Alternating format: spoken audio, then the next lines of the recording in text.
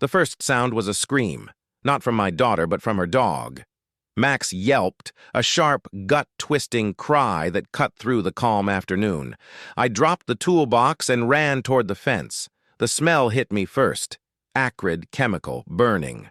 My stomach turned as I saw Karen standing on the other side, clutching a garden sprayer that dripped white foam onto the grass. "Karen! What the hell are you doing?" I shouted. She didn't flinch. She just lifted the nozzle again and sneered, "I'm cleaning my lawn. You people let that animal shed everywhere." Behind me, my daughter Lily sobbed, trying to reach Max as he trembled, patches of his golden fur already discolored and smoking from the bleach. I knelt beside him, rinsing his back with the garden hose, my hands shaking but my voice calm. "It's okay, boy. I've got you." Karen huffed, rolling her eyes. "Don't be dramatic. It's just bleach. Just bleach." The world went silent except for the hiss of water and the whimper of pain. I looked up slowly, meeting her eyes over the fence. "That dog isn't a pet," I said, voice low. "He's my daughter's lifeline." She scoffed and walked away, bleach bottle swinging at her side. She thought bleach could wash away what she did. But what it really cleaned was her disguise. Before that day, our lives ran on simple, predictable peace. Our mornings started with Lily's soft laughter and Max's wagging tail tapping against the kitchen tiles. Lily was 10, bright, gentle, and living with epilepsy since she was 4.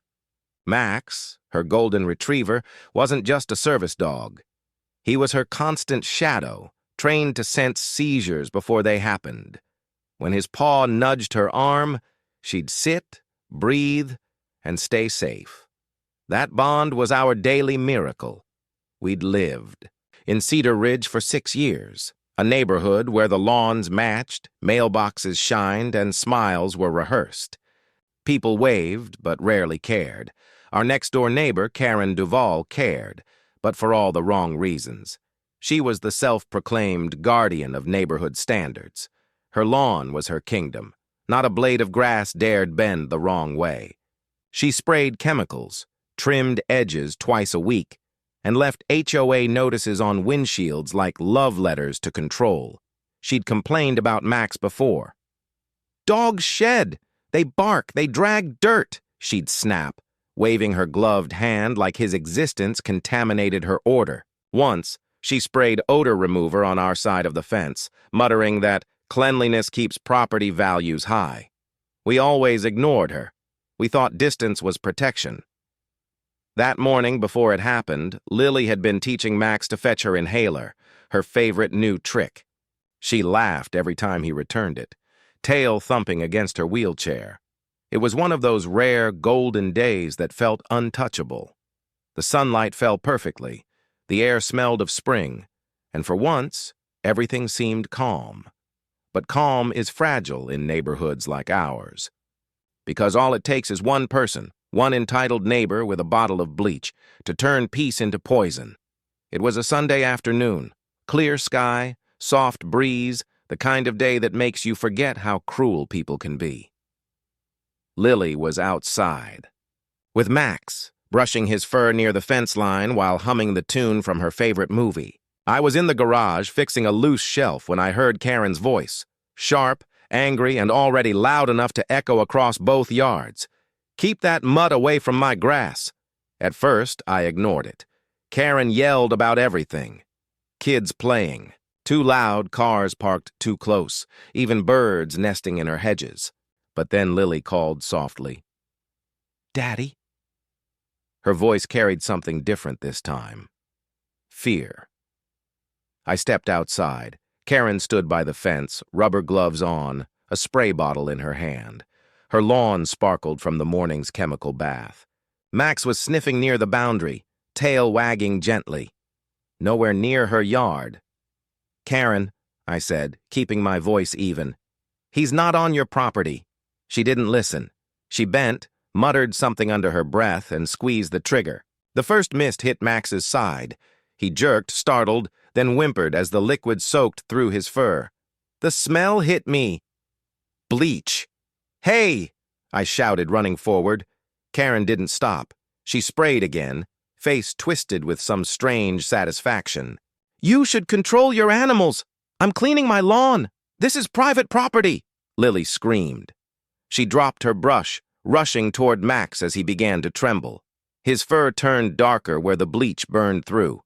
The air smelled like chlorine and panic. "Step away from the fence!" I yelled, pulling Lily back. She was crying, reaching for Max, who tried to lick her hand, but flinched in pain. Karen scoffed, rolling her eyes. "Oh, please, it's just a bit of cleaner. You people act like everything's a tragedy." I grabbed the garden hose and started rinsing Max down, the water hissing as it hit his skin. "It's okay, buddy, I've got you," I whispered, my heart pounding. Laura ran out from the kitchen, gasping when she saw the scene. "What happened?" "Bleach," I said through clenched teeth. "She sprayed bleach." Karen folded her arms like a judge passing sentence. "Next time, keep your dog off my property. Maybe teach your kid some boundaries." Laura froze, tears in her eyes. I held her hand tightly before she could respond. "Go inside," I told her quietly. "Call the vet." Then I turned to Karen, my voice steady, too calm to be safe. "You're going to regret every drop of that." Her smile didn't fade. "Oh, I doubt it. But I had seen the camera on the corner of our garage, the small red light blinking. And even as Max whimpered beside me, I knew the real cleanup was just beginning. That night, the house smelled faintly of antiseptic and wet fur. Max lay curled on his blanket, patches of shaved skin revealing angry red burns beneath the cream the vet had applied. Lily refused to leave his side. She slept on the floor, one hand resting on his paw, whispering stories in her small, trembling voice. The vet had been gentle, but firm. "He'll recover." But this was no accident. Those words replayed in my head like a broken record. Laura tried to hold it together. She cleaned the floors twice, made tea she never drank, and finally sat by the window staring at Karen's dark house. "She laughed, Michael," she said quietly. "She laughed while he screamed." I didn't answer. I couldn't, because underneath the calm surface, something colder had started forming. Not rage, not grief, focus. I walked to the garage and plugged in the external drive. The footage came up immediately, time-stamped, clear, and damning. Karen. Gloves, bleach bottle, direct spray, Lily's scream. It was all there. Every second of cruelty preserved in pixels. I exported the video, labeled it Incident 0514, and created a folder named Evidence. When I came back inside, Laura looked at me, eyes tired but hopeful. "What are you going to do?" I knelt beside her, resting my hand on her shoulder. "I'm not going to yell. I'm not going to knock on her door." She waited, confused. I looked at the faint glow of the monitor in the next room, the frozen frame of Karen mid-spray. "I'm going to let the truth do the shouting." And in that quiet living room, with bleach still staining the grass outside, I began the calmest war of my life. By morning, the smell of bleach had faded, but the tension hadn't. Word spread fast, not because we told anyone, but because Karen did. She told her version first. To the neighbors, she was the woman unfairly accused. To the HOA group chat, she was cleaning her yard when an unstable dog got too close. And somehow, overnight, the story twisted until she sounded like the victim. By noon, an HOA notice appeared in our mailbox. Reminder: residents must maintain control of their pets to avoid property disputes. Control. That word hit me harder than any insult. I didn't confront anyone. I just read the letter twice, folded it carefully, and placed it beside the vet bill, $742 for chemical burns and decontamination. Lily was quiet that day. She refused to eat, just sat by Max's side, humming the same song she'd been singing before it happened. Every few minutes, she'd whisper, "You're a good boy," like she was apologizing for something that wasn't her fault. Laura tried to reason with the HOA chair, but they brushed her off. Best to let it go. Karen's lived here for 15 years. She's particular. A polite way of saying untouchable. I started printing. Screenshots of messages, timestamps, weather logs, photos of the fence still streaked with white residue. Everything went into a thick binder. That night, I found Karen outside watering her plants. Her lawn glistened. The same spot that had burned my dog's fur now soaked in sunlight and arrogance. She looked over the fence and smirked. I hope you learned your lesson. Keep animals off people's property. I just smiled faintly. I did learn something. Her grin faltered. And what's that? That bleach doesn't hide guilt. It highlights it. Then I walked away, leaving her staring after me. The next morning, the doorbell rang. A courier, official envelope. Inside, veterinary statement of intentional chemical exposure and a reference number from Animal Control Investigation Division. I set the paper down, exhaled slowly. She thought she'd buried the truth in chlorine and lies. She didn't realize she'd just created a paper trail, one that smelled exactly like justice. Karen believed she was untouchable, the self-appointed queen of Cedar Ridge, protected by years of manipulation and HOA favoritism. But she didn't know who I really was. I wasn't just a father with a wounded dog. I was a former military canine handler, trained to document, report, and act within the chain of command. I'd spent years working alongside federal investigators tracking animal-related crimes, and I knew the laws she had just broken better than she ever would. I sat at my desk that night, the room dim except for the glow of the monitor.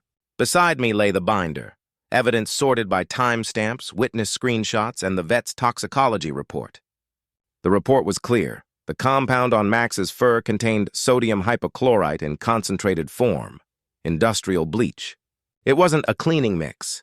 It was a chemical, weapon in a spray bottle. I pulled up the Americans with Disabilities Act, ADA, and highlighted section 35-136. Any interference with a service animal performing its duties constitutes a federal offense, punishable under law. Then, cross-referenced it with Title VII of the Federal Animal Welfare Act. That one word, intentional, changed everything. This wasn't property damage. It was assault on a service animal carrying both state and federal penalties.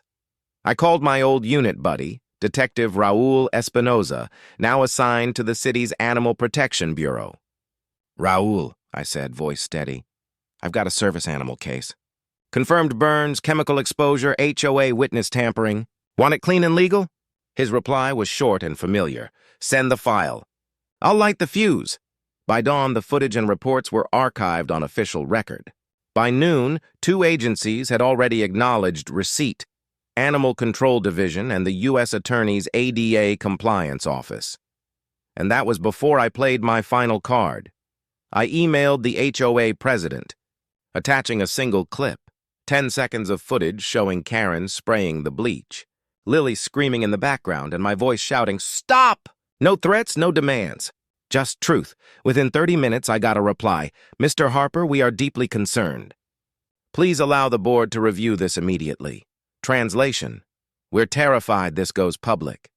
I leaned back in my chair, the air thick with quiet satisfaction. She thought I'd bark or bite like everyone else she bullied.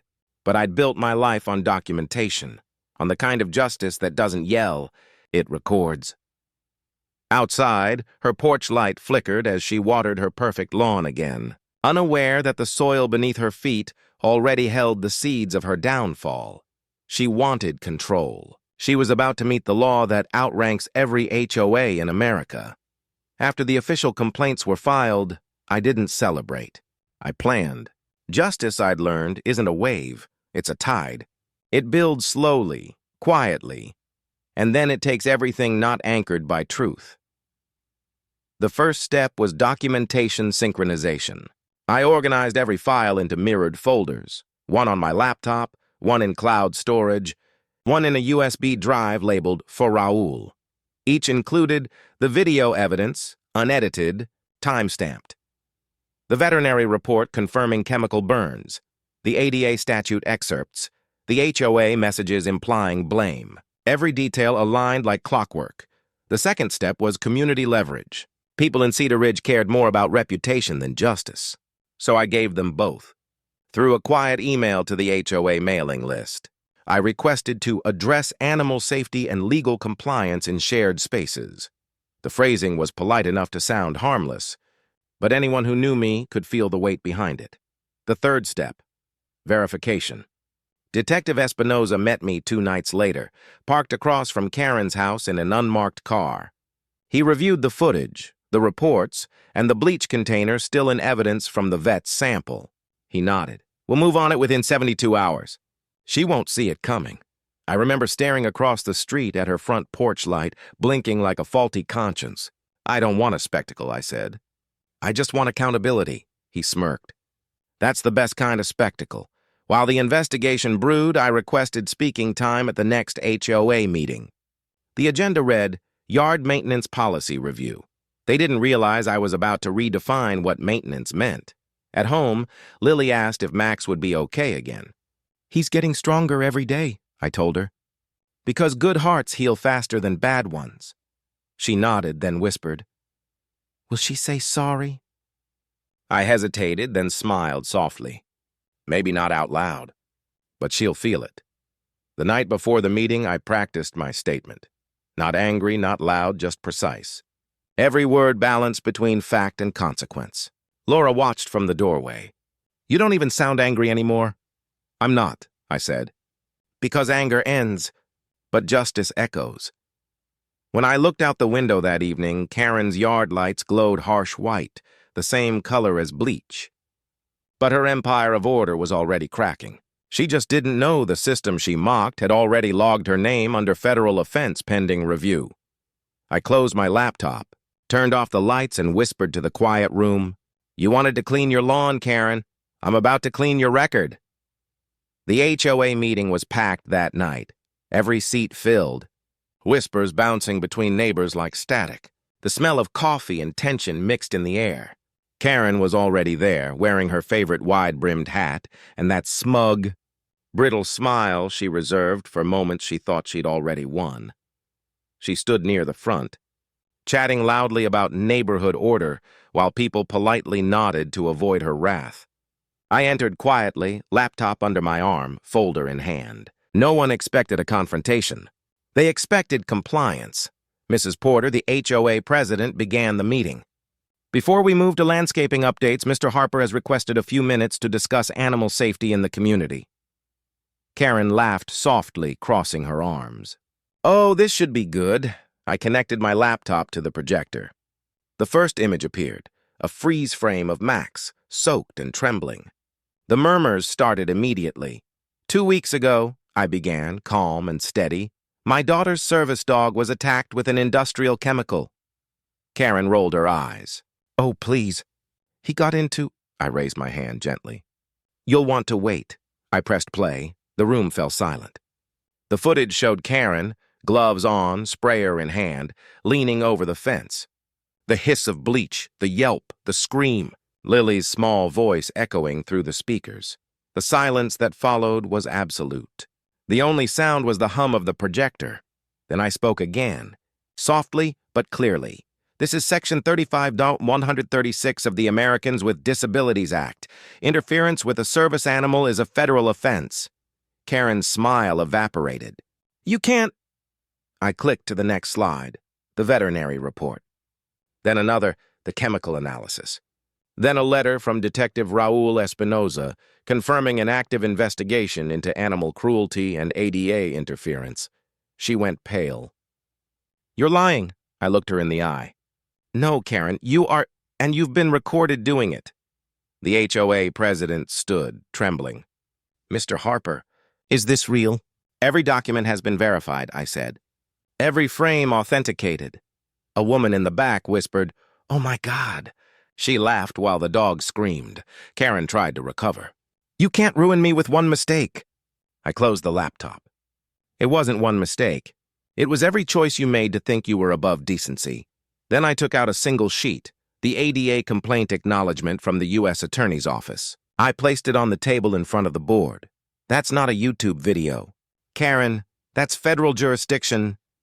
She stood there, frozen, the Bleach queen of Cedar Ridge, stripped of her crown by her own arrogance. I looked around the room, at the neighbors who had once stayed silent. You don't need to like me, I said quietly, but you're going to learn what accountability looks like. When I left, no one clapped. They didn't need to. The truth had already spoken, clear, documented, and louder than any shouting could ever be. And behind me, as I stepped into the cool night air, I heard Karen mutter, voice breaking for the first time. He recorded everything?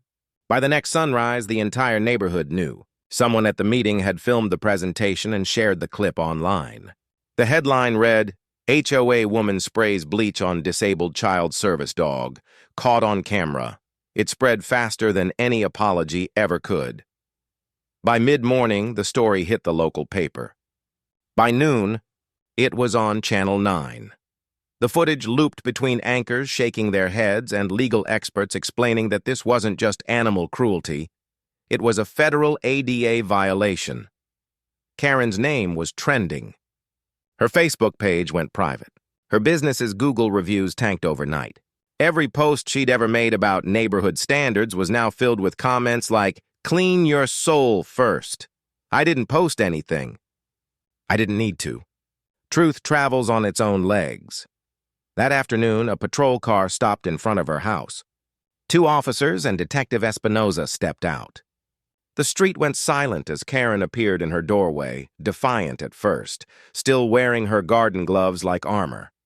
Raoul spoke quietly but firmly.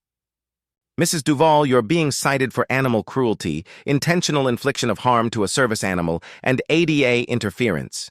You'll need to come with us for questioning. She sputtered. This is ridiculous. I was cleaning my property. He handed her the printed report. That property crossed the line, both legally and morally. Neighbors peeked from behind curtains, cell phones raised. Karen's hands trembled as she turned toward me, standing at my driveway with Max resting beside me, bandages removed, fur slowly growing back. Her voice cracked. You could have just talked to me. I met her gaze calmly. I tried. You weren't listening. Raoul guided her toward the patrol car. The door shut with a metallic finality. Later that evening, reporters came by. I didn't gloat. I spoke facts. It's not about revenge, I said. It's about boundaries, the kind that protect both people and the animals who serve them. Accountability isn't cruelty, it's clarity. The clip aired that night, under the title, Father of Disabled Girl Responds.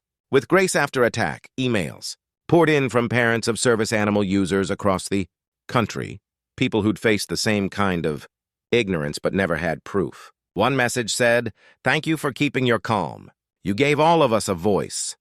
Even the HOA released a public apology, promising mandatory sensitivity training and revising their policy handbook to include disability awareness. I watched it all unfold with quiet relief. Not joy, relief. Because justice isn't loud, it's steady. And as I sat beside Lily, Max asleep with his head in her lap, I realized something powerful. Karen hadn't just been exposed to the law. She'd been exposed to the mirror, and the reflection staring back at her wasn't bleach white. It was the color of guilt. The weeks that followed felt different, softer somehow. The air didn't hum with tension anymore. It hummed with awareness. The HOA, desperate to repair its reputation, announced a new initiative. Service Animal Safety and Inclusion Program. They asked me to help design it. I accepted, on one condition, that the first meeting be held right there in the neighborhood park, where it had all begun. When the day came, families arrived with their dogs, big, small, trained, and untrained, each wearing bright blue bandanas that read, "Respect is protection." Lily sat in her wheelchair near the front. Max curled proudly beside her, his golden coat fully regrown. The crowd clapped when he barked once, softly, as if giving his own little speech. I took the microphone but didn't deliver a lecture. I told them a story about bleach and blindness, arrogance and evidence, and how justice doesn't start with outrage. It starts with clarity. When someone hurts what you love, I said, you have two choices. Shout into the wind or record the storm. I chose the second because storms don't listen. But truth does. The applause that followed wasn't for me.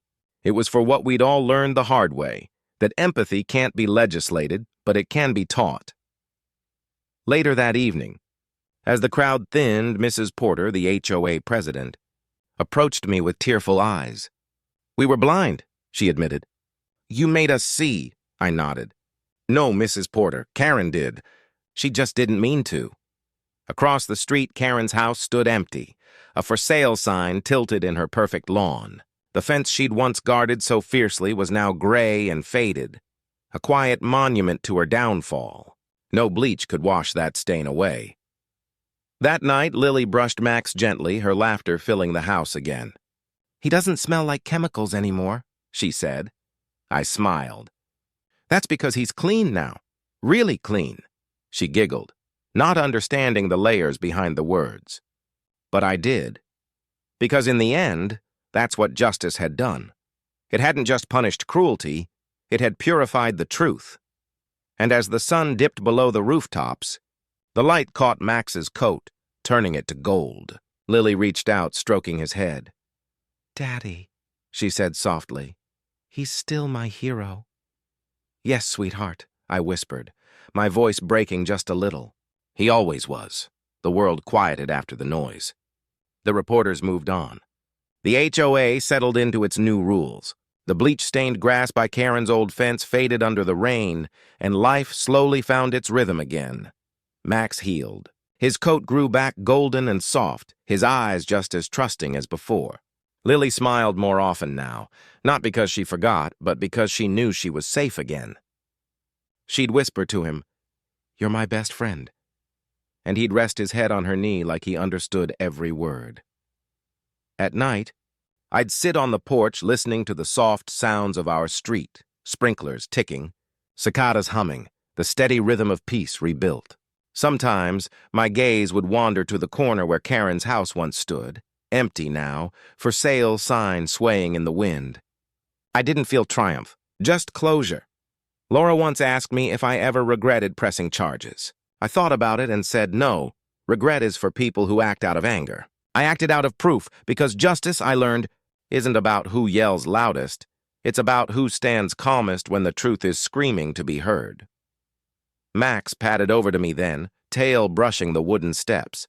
He looked up, eyes bright, waiting for permission to go back inside. Go on, I whispered, smiling. You've done enough. And for the first time since that awful day, I realized, so had I. If someone hurt the one your child depends on, laughed while causing them pain, would you walk away, or would you make sure justice followed every drop they spilled? Cruelty hides behind excuses. But truth? Truth doesn't wash off. It stains until everyone sees it. Tell me in the comments, what would you have done if someone sprayed bleach on your child's service dog? And remember, calm doesn't mean weak, and silence doesn't mean blind. Subscribe for more true stories where quiet hearts deliver loud justice.